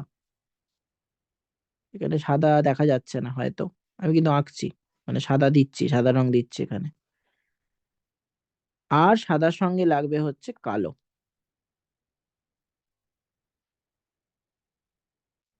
ঠিক আছে, আর সাদাটাকে আমি একটু হাইলাইট করে দিচ্ছি, এর মধ্যে সাদা রং করেছি। মানে এর ব্যাকগ্রাউন্ডটা হলুদ, মানে আমি যে এটা লিখছি তার ব্যাকগ্রাউন্ডটা হলুদ, ওই জন্য সাদাটা বোঝা যাচ্ছে না। তো এই দুটো কালার মিক্সড করলে নাকি তোর এই অ্যাশ কালারটা আসবে। এবার তোরা যখন ছোটবেলায় ওয়াটার কালার করতিস, তোরা নিজেরাই বল যে সাদা আর কালো যদি সমপরিমাণ দিতিস, তোদের এই অ্যাশ কালারটা কোনোদিন আসতো কি? আসতো না। কালো রংটা তুলনামূলকভাবে একটু কম দিতে হয়, আর সাদা রংটা একটু বেশি দিতে হয়। যদি ওয়াটার কালার করিস তাহলে এটা তোরা নিশ্চয়ই জানবি, নিশ্চয়ই জানবি। আর যদি না করিস তাহলে করে দেখতে পারিস, যদি বাড়িতে ওয়াটার কালার থাকে একটু মিশিয়ে দেখবি, দুটো সমপরিমাণ দিলে কখনোই অ্যাশ কালার আসবে না। তার মানে কালো রংটা সাদার ওপর অনেক বেশি প্রবল, এই এই প্রবলতাটাকেই প্রকটতা বলা হয়। ঠিক আছে, কালো সাদার ওপর প্রকট, তাহলে সাদা প্রচ্ছন্ন। একটা রং আর একটা রংকে চেপে দেয়, যে চেপে দেয় সেই ডমিনেন্ট বা প্রকট, আর যাকে চেপে দেয় সে প্রচ্ছন্ন বা রিসিসিভ, ইংলিশে বলা হয় রিসিসিভ। আচ্ছা, এই প্রকটতা আমাদের অ্যালিলে আমরা দেখতে পাই। কোনো কোনো অ্যালিল অন্য কোনো নেচারকে চেপে দেয়। যেমন তোরা জানিস হয়তো, ক্যাপিটাল টি মানে হচ্ছে লম্বা, আর স্মল টি মানে বেটে। স্মল টি হওয়া উচিত কি? মাঝারি। কিন্তু আমি প্রথমেই ক্লাসে শুরুতেই শিখিয়েছি মাঝারি বলে কিছু হয় না। একজন আরেকজনের থেকে বেটে হয়, আরেকজন আরেকজন থেকে লম্বা হয়। তো এখানে হওয়া উচিত কি ছিল? মাঝামাঝি বা লম্বা আর বেটের মাঝে, এরকম একটা কিছু হওয়া উচিত ছিল, কিন্তু এও লম্বা হয়। তাহলে কি হলো? তাহলে স্মল টির কোনো অস্তিত্বই তো রইলো না। ক্যাপিটাল টি সেখানে মেন হয়ে গেল।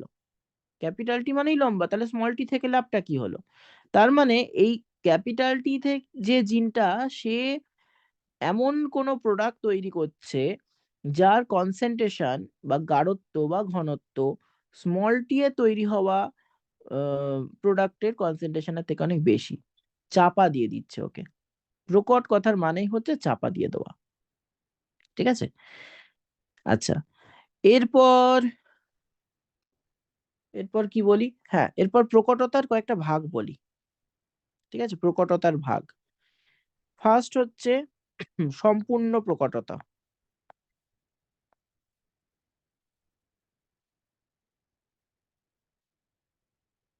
সম্পূর্ণ প্রকটতা, এই মটর গাছের উচ্চতাটাই সম্পূর্ণ প্রকটতার উদাহরণ। ঠিক আছে, এটাই হচ্ছে সম্পূর্ণ প্রকটতার উদাহরণ। নেক্সট কি? নেক্সট হচ্ছে অসম্পূর্ণ প্রকটতা।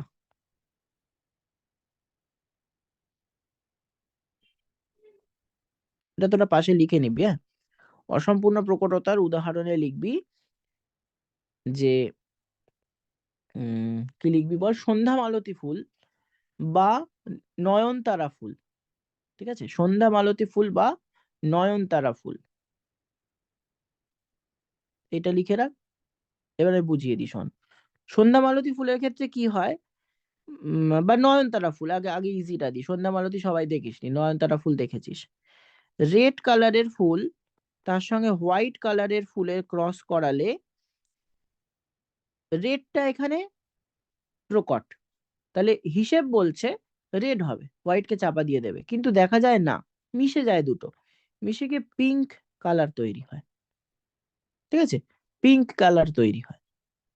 এটা হচ্ছে অসম্পূর্ণ প্রকটতা। মানে প্রকট হলো পিঙ্ক, মানে কি? পিঙ্কের মধ্যে রেড আছে, আবার হোয়াইটও আছে।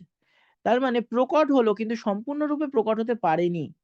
তার দাপটটা, মানে তুই এরকম একটা ভাব, একটা ফ্যামিলি, একটা হাজবেন্ড, একজন ওয়াইফ রয়েছে। তো জেনারেলি যেটা হয়, সব জায়গায় হয় এটা বলছি না, জেনারেলি যেটা হয়, ওয়াইফরা ডমিনেন্ট হয়। ঠিক আছে, হাজবেন্ডরা ডমিনেন্ট নয়, ওয়াইফরা ডমিনেন্ট হয়। তো সব জায়গায় নয় কিন্তু, হ্যাঁ, এটা ব্যতিক্রমও থাকতে পারে। এবার যেটা বলা, শোন।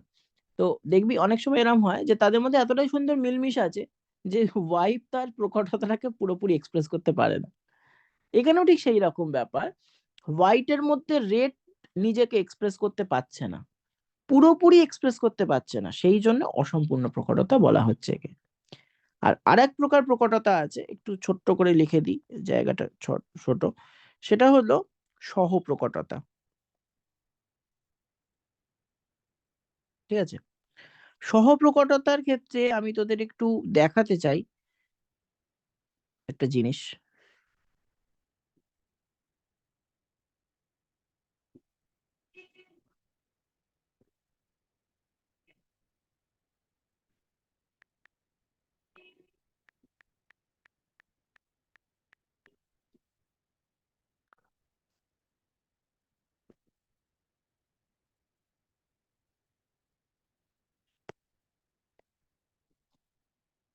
তোরা এই ধরনের ফুল দেখেছিস অনেকেই, যেখানে কিছু পাপড়ি,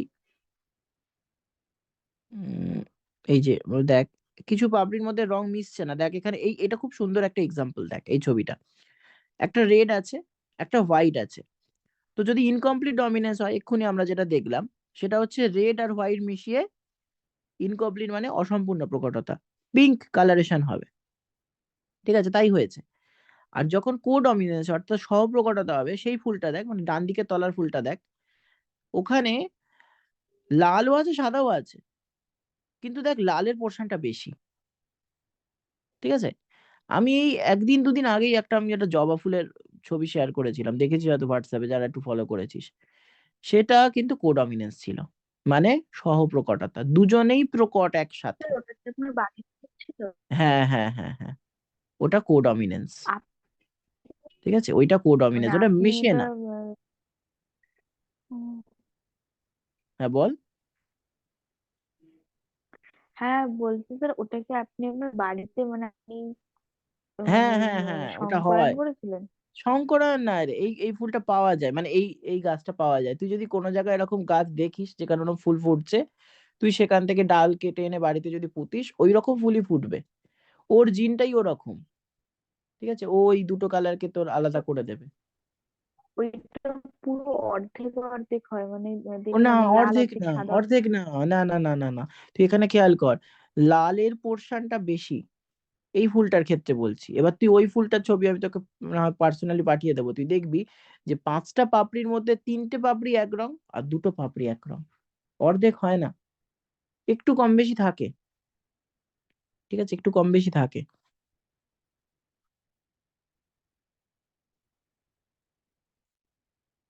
আচ্ছা, তো যাই হোক, মূল ব্যাপারটা আমরা বুঝে গেছি, সহপ্রকটতা ব্যাপারটা আমরা বুঝেছি। সহপ্রকটতার ক্ষেত্রে তোরা লিখে রাখ, দুটো ফুলের নাম লেখ, একটা লেখ জবা, আর একটা লেখ কাগজ ফুল।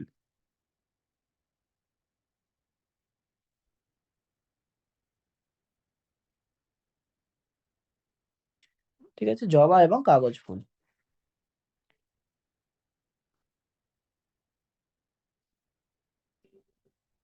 আচ্ছা, এবারে আমরা কয়েকটা প্রকরণের উদাহরণ পড়ব। প্রথমে লেখ মুক্ত কানের লতি, যুক্ত কানের লতি। আমি এখানে লিখছি না কিছু। মুক্ত কানের লতি, যুক্ত কানের লতি। আচ্ছা, মুক্ত কানের লতি মানে তোরা বুঝতে পারবি, দুল পরিস যখন কানের তলার অংশটা আটকানো থাকে অনেকে, হ্যাঁ, এটা হচ্ছে যুক্ত কানের লতি।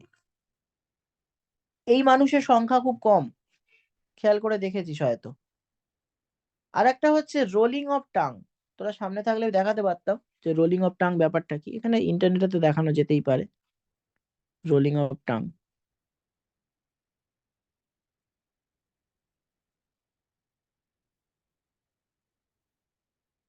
করে লেখার তো কিছু দে, তবে তো লিখবো। আচ্ছা, এখানে আছে।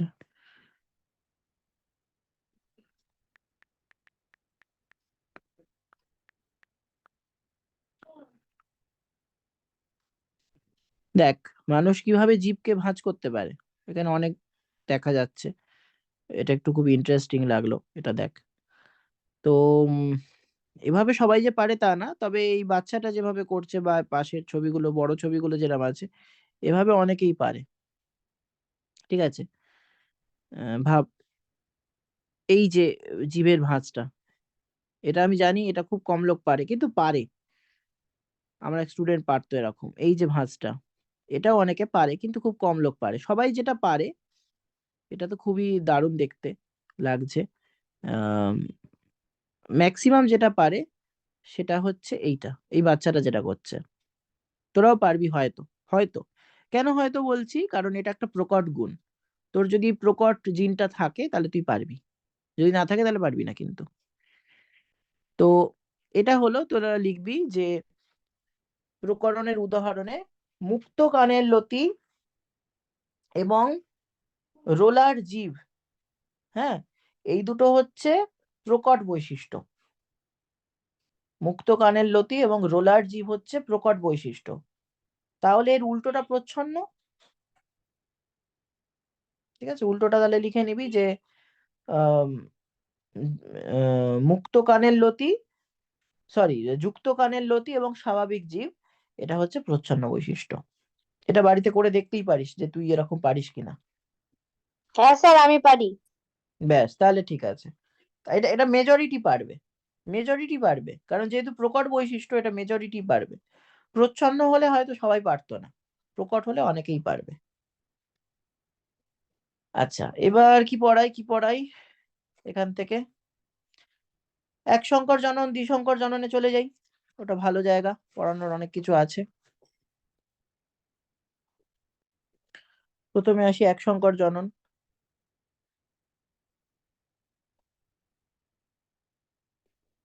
মেন্ডেলের এক সংকর জনন বলছে কিছু ফর্মুলা আছে, জানিস তো? ফর্মুলা গুলো তোরা কিভাবে লিখবি বলতো? দাঁড়া, এইভাবে লিখি, হ্যাঁ? এক সংকর জনন, দ্বিসংকর জনন, আর উপরে লেখ জিনোটাইপ,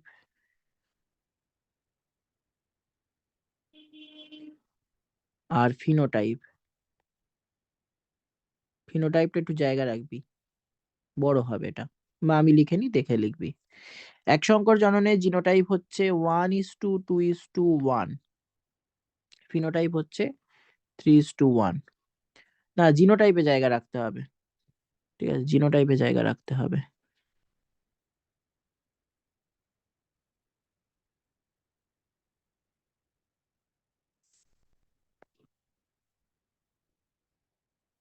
আর দ্বিসংকরের ক্ষেত্রে জিনোটাইপ রেশিওটা অনেক বড়। আগে ফিনোটাইপ আর জিনোটাইপটা বলে দিই। 1:2:1, 2:1:2:1,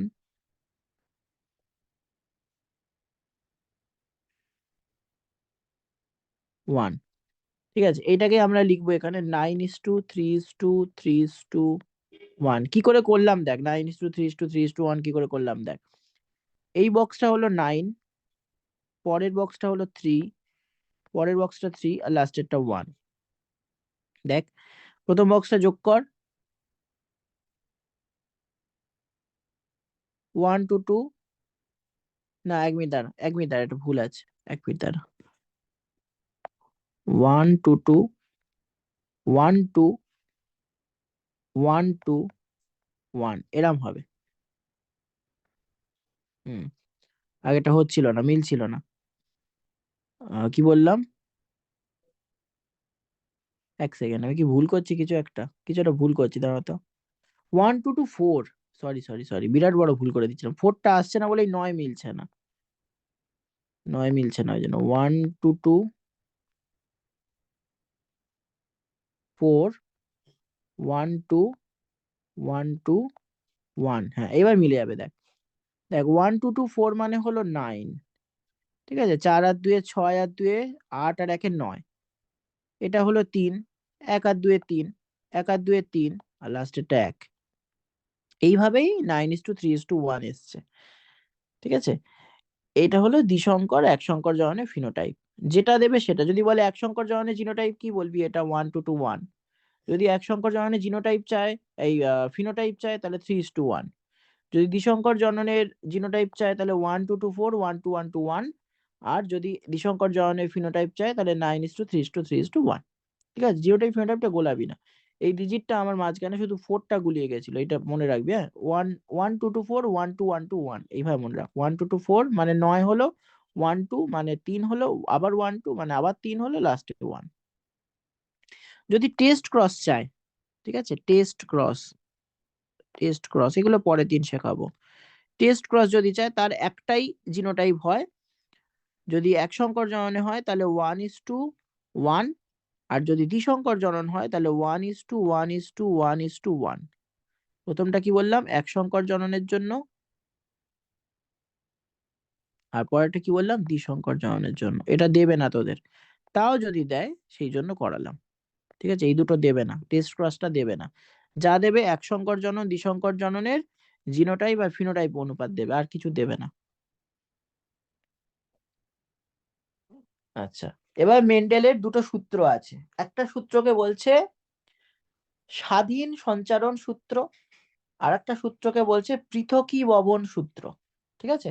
স্বাধীন সঞ্চারণ সূত্র আর পৃথকীভবন সূত্র। তোরা লেখ মেন্ডেলের এক সংকর জননের সূত্র বা প্রথম সূত্র। মেন্ডেলের এক সংকর জননের সূত্র বা প্রথম সূত্র।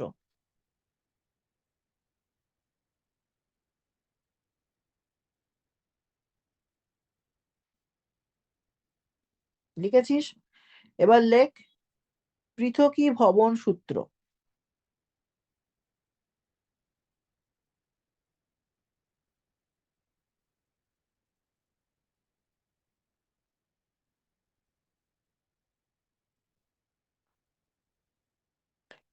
নেক্সট লেখ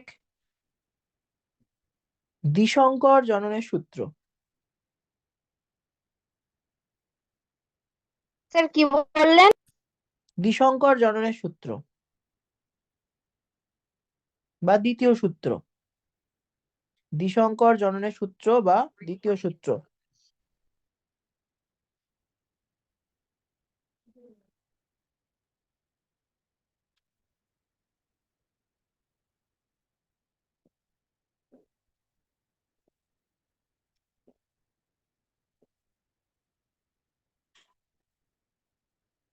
ওখানে লেখ স্বাধীন সঞ্চারণ সূত্র, স্বাধীন সঞ্চারণ সূত্র।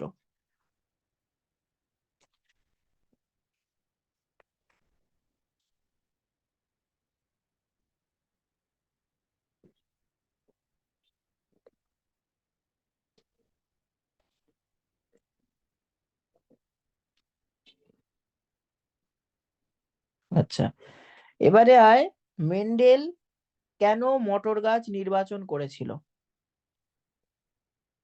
ঠিক আছে, সেটা পড়াবো। মেন্ডেল কেন মটর গাছ নির্বাচন করেছিল।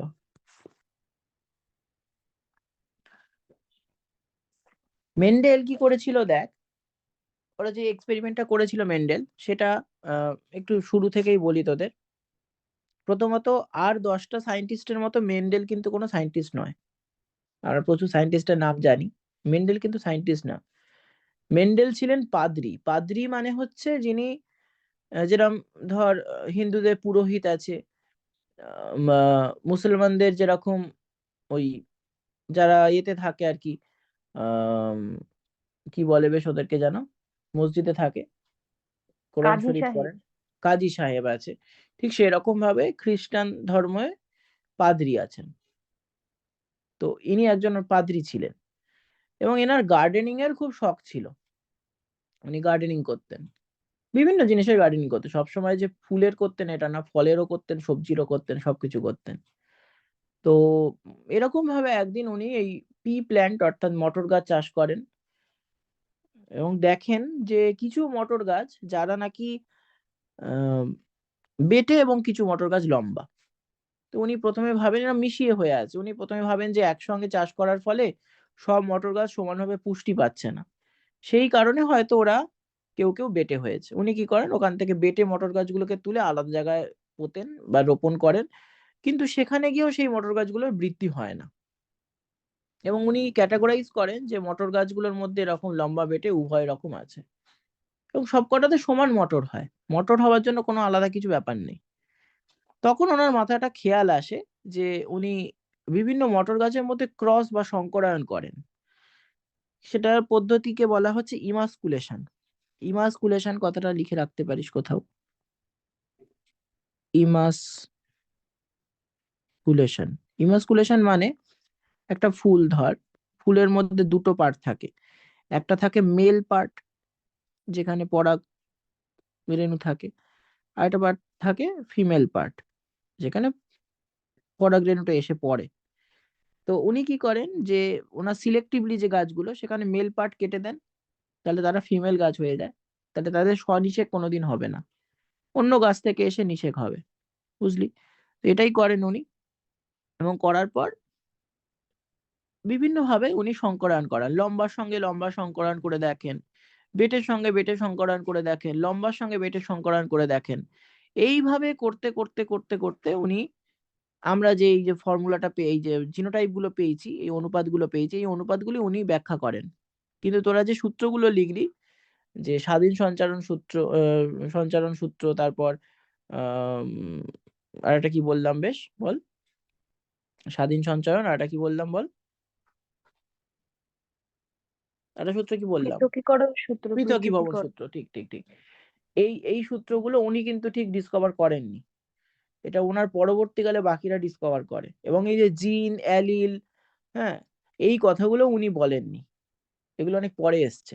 আর একটা কথা এসছে লোকাস, ঠিক আছে, এটা লেখানো হয়নি, আমি ছোট্ট করে একটু লিখিয়ে দিই, লোকাস। লোকাস লিখিয়ে দিয়ে যাচ্ছি, ছোট্ট জিনিস এটা, লোকাস, এটা ক, লোকাস। লোকাস মানে হচ্ছে পার্টিকুলার যে লোকেশনে, ধর এই যে পার্টিকুলার দুটো জিনের দেখ সেম লোকেশনে একটাই জিন আছে, এটা হচ্ছে লোকাস। ঠিক আছে, এটা হচ্ছে লোকাস। তাহলে পার্টিকুলার জিনের যে অংশে ওই ক্রোমোজোমের যে অংশে ওই জিনটা আছে সেটা হলো লোকাস। এই কোনো কথা কিন্তু এই লোকাস বল, ক্রোমোজোম বল, জিন বল, এগুলো কোনোটাই মেন্ডেল জানতেন না, কারণ উনি ওনার সঙ্গে বায়োলজি সম্পর্ক ছিল না।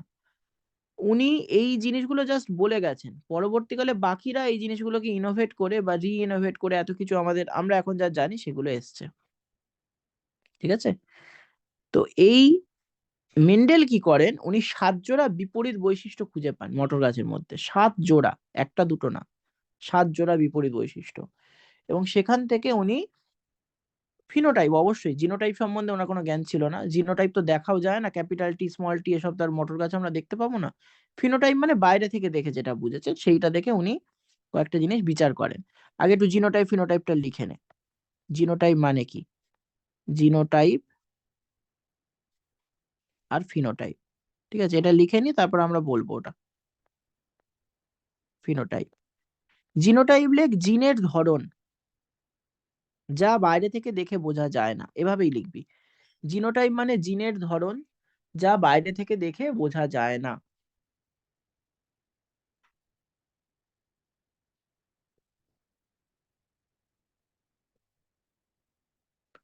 আর ফিনোটাইপ লেখ বৈশিষ্ট্যের প্রকারভেদ যা বাইরে থেকে দেখে বোঝা যায়।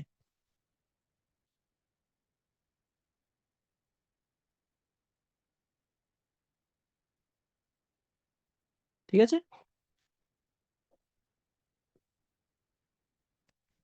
এই হয়ে গেল আমাদের জিনোটাইপ ফিনোটাইপ সম্বন্ধে। আচ্ছা, এবার যেটা বলছিলাম 7 জোড়া বিপরীত বৈশিষ্ট্য, এই পেজটাই লিখছি না, পরের পেজে লিখছি। হ্যাঁ, তো উনি ফিনোটাইপ দেখেন কিরম ভাবে দেখেন, দেখ একদিকে হচ্ছে বৈশিষ্ট্য, বৈশিষ্ট্য আর বৈশিষ্ট্যগুলো কিরকম না, ফার্স্ট বৈশিষ্ট্য উনি দেখেছেন বীজের আকৃতি।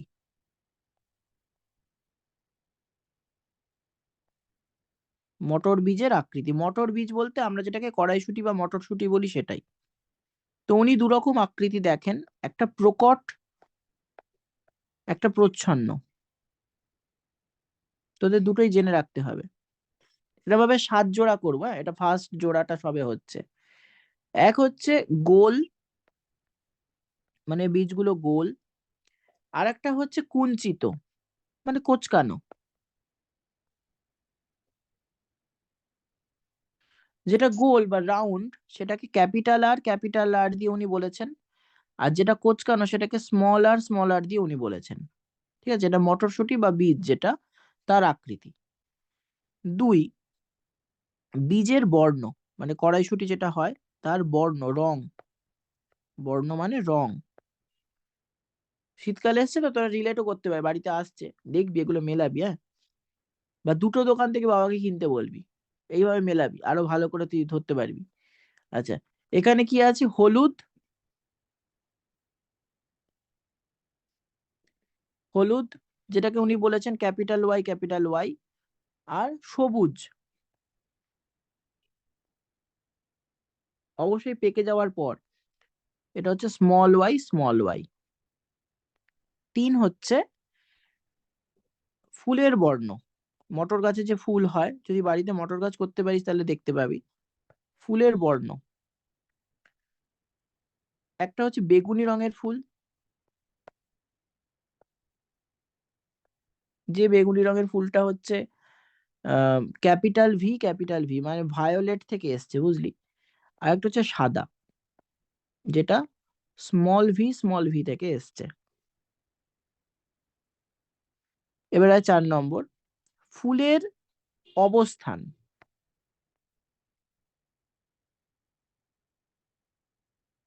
দুটো অবস্থান আছে, একটাকে বলছে কাক্ষিক, যেটাকে ক্যাপিটাল এ বলেছে। আর একটা হচ্ছে শীর্ষ, যেটা স্মল এ। কাক্ষিক আর শীর্ষ মানে কি? ফুলটা কোথায় আছে? গাছের একদম আগায় আছে? আগায় থাকলে শীর্ষ, নাকি আহ নাকি কক্ষ মানে হচ্ছে পর্ব মধ্য, যেখানে হয় না পর্ব, পর্ব যেখান থেকে ডাল বেরোয়, একটা গাছে যেখান থেকে ডাল বেরোয় সেটাকে কক্ষ বলে, মানে কাক্ষিক বলে সেই অংশটাকে, সেখান থেকে বেরোচ্ছে। নেক্সট হলো 5 নম্বরে আয়, ফুলের বর্ণ। না, ফুলের বর্ণ হয়ে গেছে, আর কি বাকি থাকবে তাহলে? 5 নম্বরে আয়, ফুলের বর্ণ হয়ে গেছে, ফলের অবস্থান। না, ফল তো ফুলের ওখানেই থাকবে। ফলের আকৃতি, ফলের আকৃতি, ফলের আকৃতিটা হয়নি, বীজের আকৃতি হয়েছে আগেরটা। ফলের আকৃতি মানে সমগ্র কড়াইশুঁটিটা, বড় কড়াইশুঁটিটা যেটা, ঠিক আছে, ওইটা। ফলের বর্ণও হবে একটা, এটা হয়নি। ফলের আকৃতি হচ্ছে একটা স্ফীত, স্ফীতটা লিখবি ক্যাপিটাল এস, ক্যাপিটাল এস। আর একটা লিখবি খাঁজ যুক্ত, কড়াইশুঁটির গায়ে দেখবি খাঁজ থাকে, যেটা হলো স্মল এস, স্মল এস। আচ্ছা, এবার হচ্ছে ফলের বর্ণ, বীজের মতো আর কি, ফলেরও বর্ণ থাকে। সবুজ আর হলুদ, এর উল্টো, আগেরটা হয়েছিল হলুদ সবুজ, এবার সবুজটা আগে। সবুজ, গ্রিনের জন্য জি, আর হলুদ, হলুদের জন্য স্মল জি। একদম লাস্ট, কাণ্ডের দৈর্ঘ্য, যেটা দিয়ে আমরা সবসময় পড়াশোনা করি।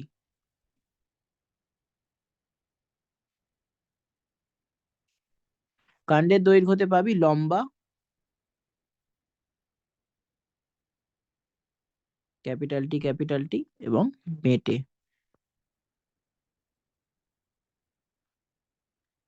Small tea, small tea.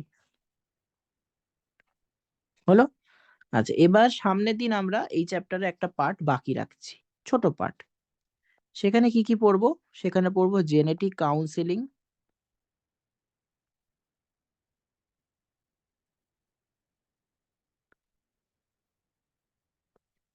Genetic disease, disease মানে অসুখ,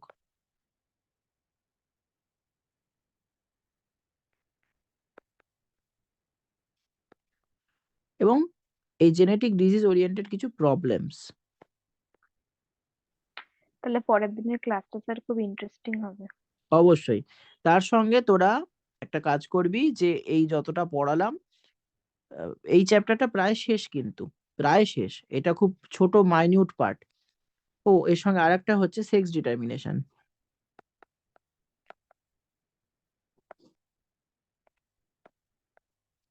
হ্যাঁ, এই যতটা পড়ালাম এটা প্রায় এই চ্যাপ্টারে ধরে 98% পড়িয়ে দিয়েছি, আর 2% বাকি আছে। এবার যেটা বাকি আছে জিনিসটা ছোট কিন্তু ইন্টারেস্টিং, এবং সেটা থেকে অনেক প্রবলেম সলভ করতে হবে আমাদের। মানে সেই তোরা জানিস হয়তো, হিমোফিলিয়া আক্রান্ত মানুষের সঙ্গে স্বাভাবিক মানুষের বিবাহের ফলে কত % সন্তান আক্রান্ত হয়, এই ধরনের পরীক্ষায় প্রশ্ন খুব আসে। এইসব গুলো আর কি শেখাবো, প্রবলেম গুলো শেখাবো। তো তার জন্য আজকে যেগুলো পড়ালাম এটা একটু ভালো করে পড়ে রাখবি 10-এর বই থেকে, ঠিক আছে? পড়ে রাখলে অনেকটা এগিয়ে যাবে। বা আচ্ছা। আমি এই এই নোটসটা তো পাঠিয়ে দেবো, যেরকম পাঠাই, এটা একটু পড়ে রাখবি, আর সামনের দিনে ক্লাসে বাকি। নিচে আপনি রেড কালার দিয়ে পি দিয়ে স্টার্ট, এটা কি লিখেছেন একবার বলবেন? একদম নিচে প্রবলেমস, ওকে স্যার। প্রবলেম মানে এই ওরিয়েন্টেড যে প্রবলেম গুলো আছে সেগুলো সলভ করাবো। ওকে, চলো আমরা তাহলে রেকর্ডিংটা স্টপ করি। হ্যাঁ স্যার।